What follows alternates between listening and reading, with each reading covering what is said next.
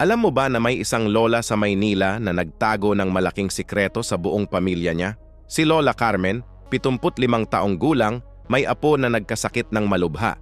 Kailangan ng operasyon na nagkakahalaga ng mahigit 200,000 piso. Pero walang pera ang pamilya. Kaya ginawa ni Lola Carmen ang hindi nila inasahan. Isa-isa niyang ibinenta ang lahat ng alahas niya. Ang wedding ring na suot niya ng 50 taon, sinabi niya sa anak na nawala sa banyo. Ang pearl necklace na regalo sa kanya ng kanyang ina, sinabi niyang ninakaw. Ang gold bracelet na anniversary gift, sinabi niyang nahulog sa kanal.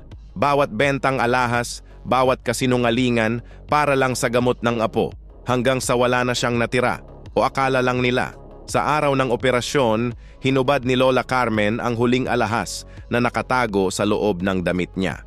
Ang rosaryo na gawa sa perlas na regalo sa kanya ng kanyang lola noong binyag niya. Para sa iyo, apo, bulong niya habang lumuluha.